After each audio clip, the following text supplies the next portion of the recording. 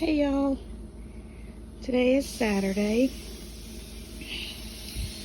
and it's a sad day.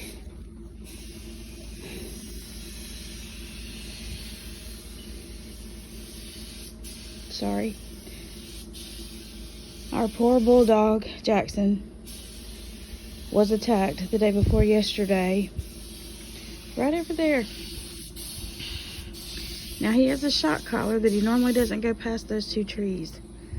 But, as I told y'all, he ran after the goat, the little goat we got home. And so, I guess it shocked him. I know it shocked him, but I guess it zapped his battery. But, where you see that smoke, that's our friend John's house. And he has permission to be over there.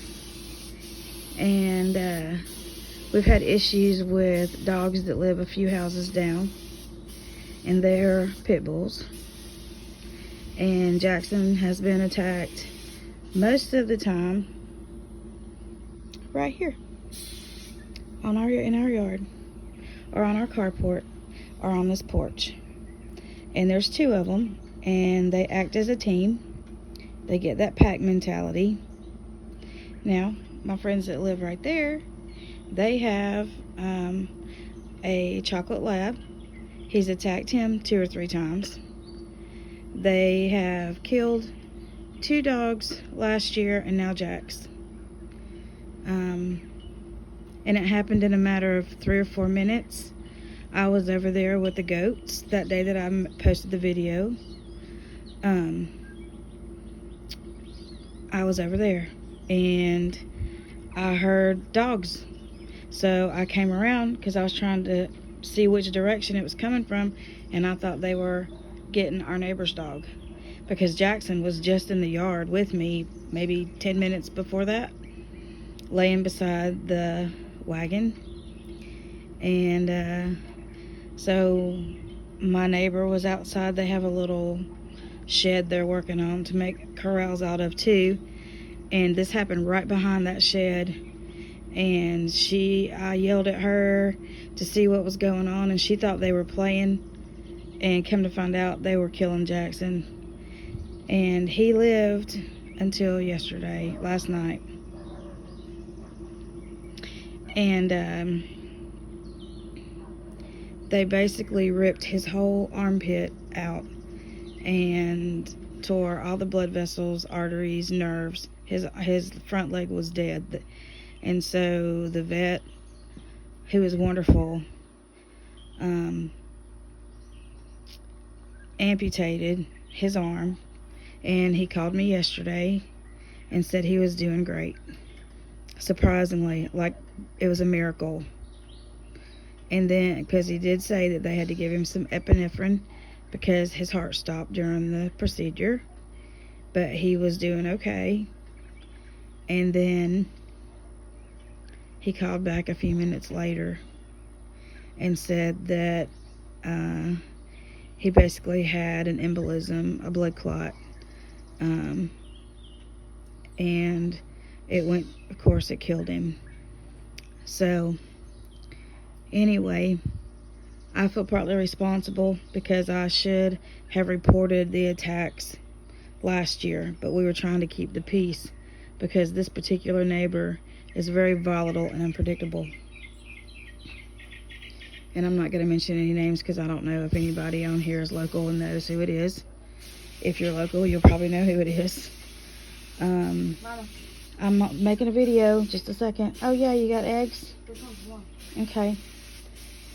Thank you. Yeah, so anyway, I haven't told my kids yet. Yesterday was Isaiah's birthday, so I wasn't about to say anything. I did try to prepare them a little bit last night and tell them, we don't know. And he's hurt really bad, and he lost a lot of blood, and he did. So my advice to you is that if you ever have a problem with somebody else's animal hurting your animal, especially on your property, report it. Don't try to be friendly about it. Just don't. Because once they get the taste for blood, they keep coming back. And these dogs only go after male dogs that are intact. and Jackson was 8, and I didn't want to have him fixed. Didn't have the need to have him fixed. He didn't leave the yard. So I don't know if he just went wandering over to our other friend's house right there just because she was outside fiddling around. Because he's the sweetest dog. He's never growled. He's never bitten anybody. He's never, I mean, nothing. You could just look at him and see that he didn't have a mean bone in his little body. And he chose us, you know, when we lived in our Lindale house. My kids, I call them my little kids. They're the bigger kids now, but they were my little kids then. I saw him walking around our little circle with his dog, and I flipped out because he's a bulldog. And then, and it was Aaliyah, and she had a leash already on him. And so we brought him home. I put him on the neighborhood thing to see if anybody knew who he was. His owners said, hey, that's our dog, blah, blah, blah. They came and got him, took him home. 2 hours later, he knows how to open a fence. He goes through the fence, and he knows how to shut the thing to close it back down, and was on our back porch. Well, this happened for about 2 weeks, and then finally they stopped coming to get him, and they said, he apparently wants to live with you. So that's how we got Jackson. And he was about 3, so we've had him 5 years. And anyway, so we're really sad today, and I still have to tell the kids, and I really just want to go crawl under a rock and wallow in it for the day, but we've got a wedding this afternoon, so I can't really do that. But it's a beautiful day. He would have enjoyed today. He'd have been laying right there in the sun. And anyway, so just say a prayer for my kids today.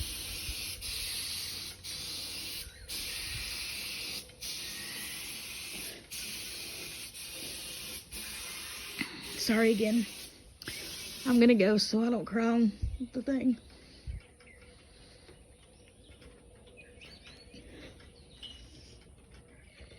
Anyway, we love y'all. Strap in for Spencer.